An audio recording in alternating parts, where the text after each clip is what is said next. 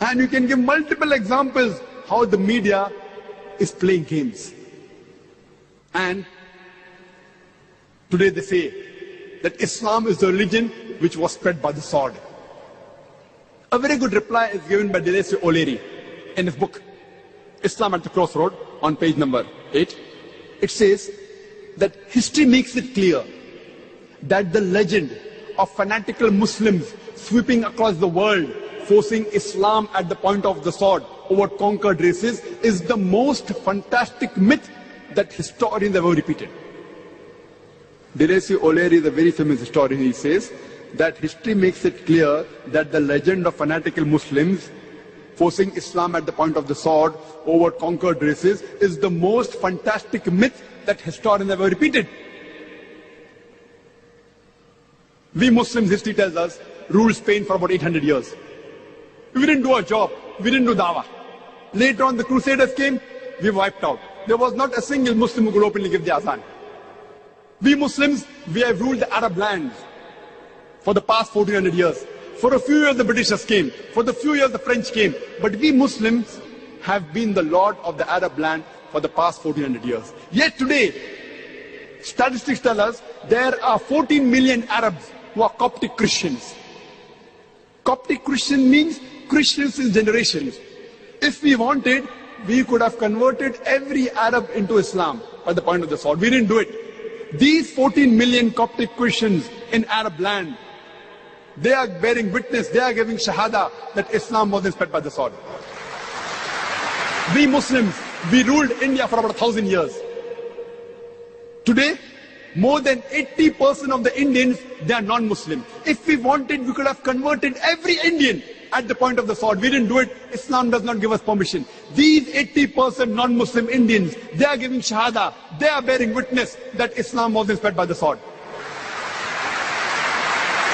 Which Muslim army went to the east coast of Africa? Which Muslim army went to Indonesia, which has the largest population of Muslims? Which Muslim army went to Malaysia, which has more than 50% Muslim? Which army? Which sword? It is the sword of the intellect. As Allah says in Surah Nahl, chapter number 16, verse number 125. Udu ila sabili rabbika bil hikma wal ma'udatil hasna wajadilhum billati ahsan. Invite all to the way of thy Lord with wisdom and beautiful preaching, and argue with them and reason with them in the ways that are best and most gracious. There was an article, a survey done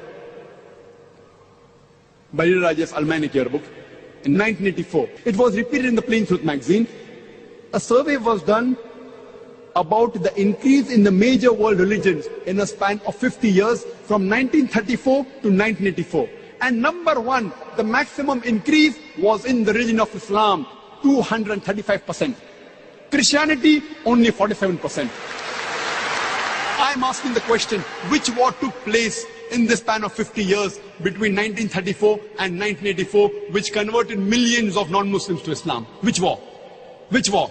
Today, the fastest growing religion in the world is Islam. The fastest growing religion in America is Islam. The fastest growing religion in Europe is Islam. I'm asking, who is forcing these Americans, these Europeans, to accept Islam at the point of the sword? Before 9/11, the maximum allegation about the media was that Islam does not give rights to the women. Do you know, out of those people accepting Islam, including in America and Europe, out of those non-Muslims accepting Islam, 2/3 are women. If Islam degrades the woman, then why do these American women, why are these European women accepting Islam? Why? The media is saying that Islam degrades the woman, then why are these American and European women accepting Islam?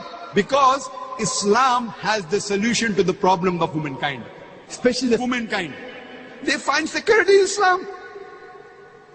We know Yuan Ridley. She had gone to Afghanistan to spy on the Taliban. She was arrested for 7 days. She comes back. She's so much impressed. Time does not permit me to speak about details. Many of you may be aware. She reads the Quran and she accepts Islam. People ask her that, how did the Taliban treat you? They treated me like a guest. The amount of respect they gave her, the amount of modest behavior it was, it changed her heart. And mashallah, today she is wearing a hijab, she lives in London. A British reporter sent to write against the Muslims, except Islam, alhamdulillah. And after 9/11, whenever I go to America and Europe, there are more non-Muslims coming to my talk than before. More Americans, more Europeans. I believe in the verse of the Quran, Surah Al-Imran, chapter number 3, verse number 54, which says, Makaru makarallahu wallahu khairul makirin. They planned and plotted, Allah too planned. Allah is the best of planner. After 9/11, in the span of 9 months, in USA alone, 34,000 Americans accepted Islam. According to Johan Redley, in a span of 9 to 10 months after 9/11, 22,000 Europeans accepted Islam. The more they are attacking Islam, the more Islam is rising.